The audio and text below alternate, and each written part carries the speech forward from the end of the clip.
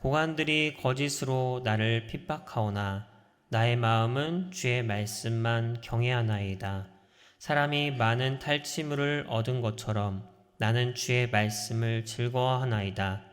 나는 거짓을 미워하며 싫어하고 주의 율법을 사랑하나이다. 주의 의로운 규례들로 말미암아 내가 하루 7번씩 주를 찬양하나이다.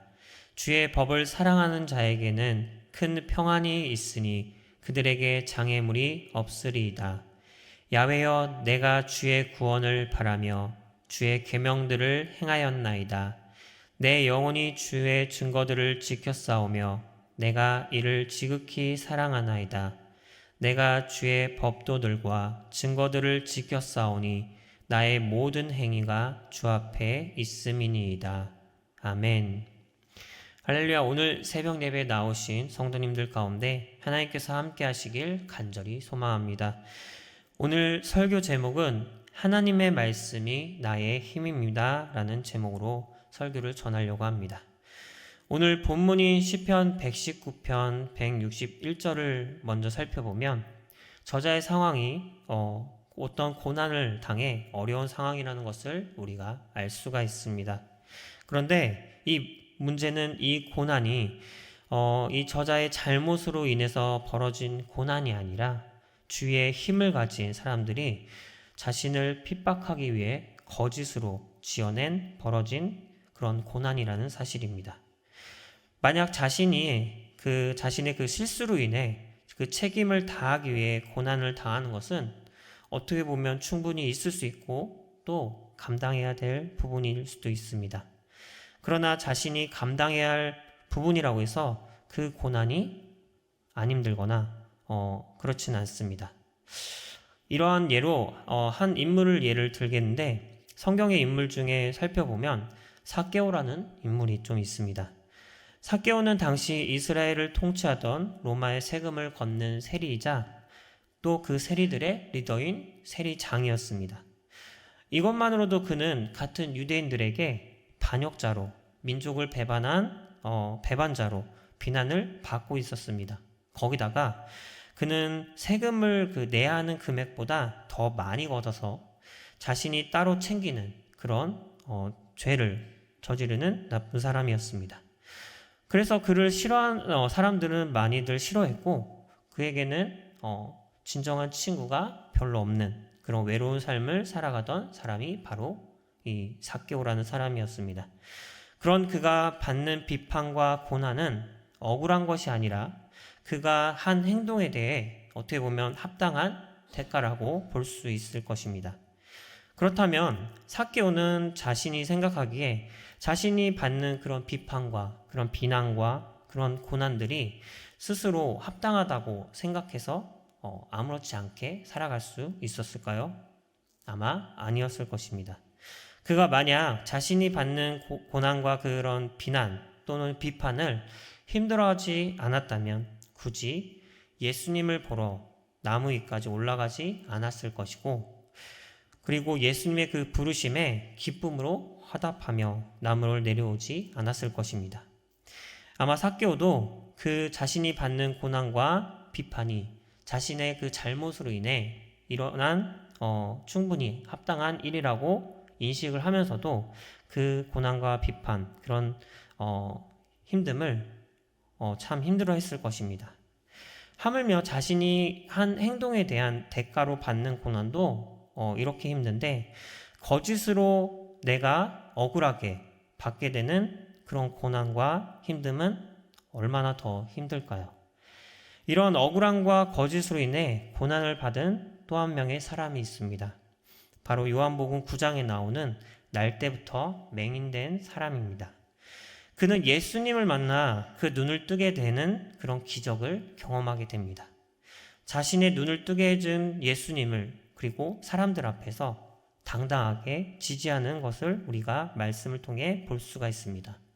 그런데 그는 자신의 눈을 뜨게 해준 그 예수님을 사람들 앞에서 하나님으로부터 온 분이라고 선지자라고 당당하게 지지하다가 결국에는 그의 부모에게서 그리고 그가 살고 있던 그 유대인 공동체에서 내쫓김을 당하는 억울한 일을 당하게 됩니다.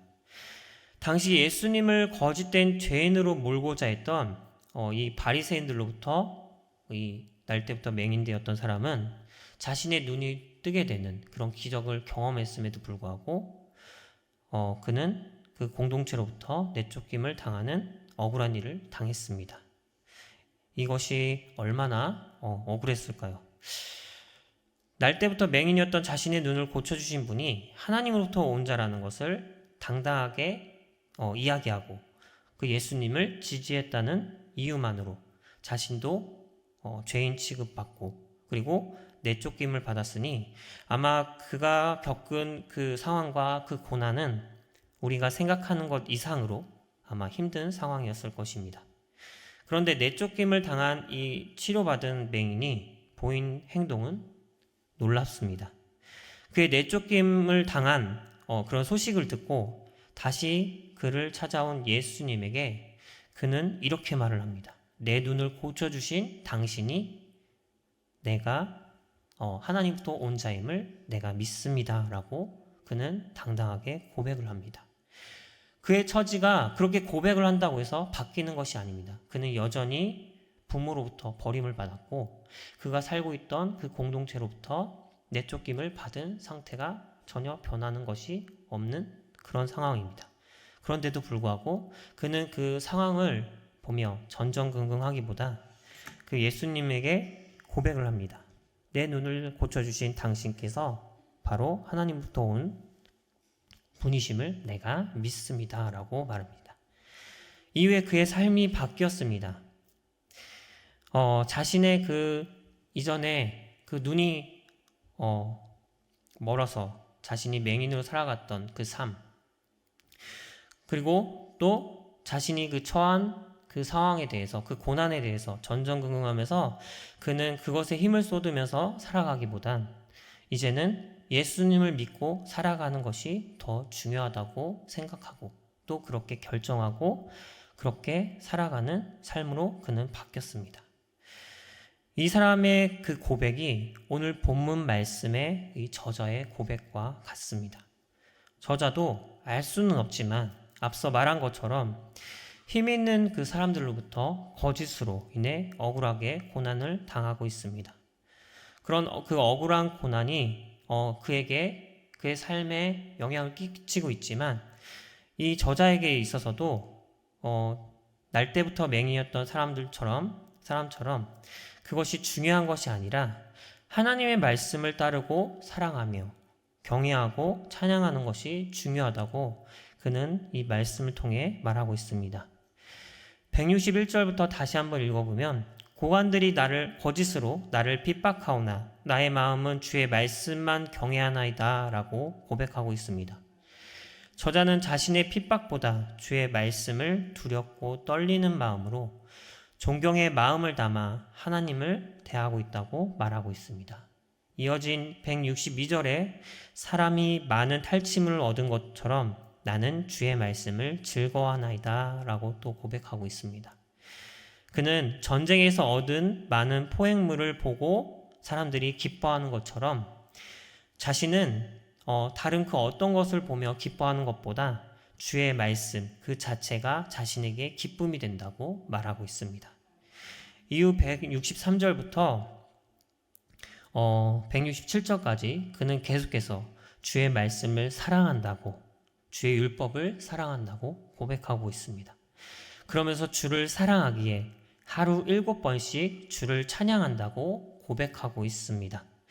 우리가 하루 삶을 돌아보면 우리가 살아가는 그 삶을 돌아보면 아마 각자 그 삶의 모습들은 다 다르겠지만 그래도 공통적으로 잠자는 시간, 밥 먹는 시간 등과 같은 꼭 필요한 시간들이 있을 것입니다. 근데 그런 시간들을 제외하고 나머지 시간들에서 하루 7번을 주를 찬양한다 하는 것은 거의 하루 온종일 주를 찬양한다는 말과 동일합니다. 그만큼 이 시편의 저자가 하나님의 말씀을 사모하며 사랑하고 그 말씀을 따르며 찬양하는 이유가 하나님의 말씀이 세상 그 어떤 것보다 귀하고 그것이 가장 큰 기쁨이며 삶의 가장 큰 힘이 되기에 이렇게 고백하는 것입니다. 이것은 예수님을 만나 그 삶이 바뀌었던 날 때부터 맹인이었던 사람, 또 오늘 본문 말씀에 저자와 같은 하나님을 사랑하는, 하나님을 따르는 그 사람의 하나님을 너무나 사랑해서 그 삶을 따라가기로, 하나님의 모습을 닮아가기로 결정한 신앙인의 모습이라고 할 수 있습니다. 그리고 이러한 사람에게 하나님께서 말씀을 통해 큰 평안을 주신다고 저자는 고백하고 있습니다. 우리가 세상을 살아가다 보면 고난과 어려움이 누구에게나 닥쳐오는 것을 우리가 볼 수 있습니다. 그것이 삭개와 같이 내 행동에 대한 대가일 수도 있고, 또는 날 때부터 맹인이었던 사람처럼 어찌 보면 자신이 한 일에 대한 대가가 아니라 자신에게 일어난 억울한 그런 고난일 수 있습니다. 그런데 세상 그 어떤 고난과 환난이 다가온다 할지라도 그 가운데 그것을 능히 이겨내고 그 이겨냄을 넘어서 하나님의 말씀으로 말미암아 삶의 큰 기쁨과 즐거움이 있는 삶, 그것이 저자가 말하는 하나님이 주시는 큰 평안일 것입니다. 그러하기에 하나님의 말씀은 우리의 기쁨이자 힘이 될 수밖에 없습니다. 더 정확히 표현하자면 하나님의 말씀은 우리의 여러 가지 우리가 취할 수 있는 그런 여러 가지 방법들, 기쁨을 취할 수 있는 방법 중에 하나가 아니라 여러 가지 힘을 취할 수 있는 여러 가지 방법 중에 하나가 아니라 이 세상에서 유일하게 나의 마음을 채워주는 기쁨이며, 그리고 나의 삶을 살아갈 수 있게 하는 유일한 힘이라고 우리는 고백할 수 있습니다. 그러하기에 나에게 닥치는 고난과 그 어려움이 크다 할지라도 그것에 우리가 마음을 쏟고 집중하기보다는 오로지 그 가운데서 하나님의 말씀을 붙잡고 하나님을 찬양하며 힘들어도 말씀대로 살아가려 할 때에 우리의 그 긍정적인 사고방식에 따른 그런 결과가 아니라 하나님께서 우리에게 그 말씀이 기쁨이 되게 하시며, 그리고 우리가 닥친 그 고난과 그런 어려움들을 잊게 하시고, 그리고 그 일들 가운데 하나님께서 역사하시는 그 귀한 은혜를 우리에게 보여주실 줄 믿습니다. 그것이 우리에게 우리의 삶을 살아가게 하는 큰 힘이 될 줄 믿습니다. 여러분, 이 사실을 믿으십니까? 하나님께서 항상 말씀으로 우리 가운데 거하시며 우리가 그 말씀을 사랑함으로 삶에서 능히 그 고난과 어려움을 이겨내고 더 나아가서 하나님의 그 말씀이 우리가 삶을 살아가게 하는 힘이 됨을 여러분들은 믿으십니까? 아마 믿으시기에 우리가 이 예배의 자리로 나오는 것일 것입니다. 그리고 우리가 기쁠 때나 어려울 때나 슬플 때나 어떠한 상황 가운데 있다 할지라도 그때마다 먼저 하나님 앞에 무릎 꿇으며 하나님을 찾는 것일 것입니다.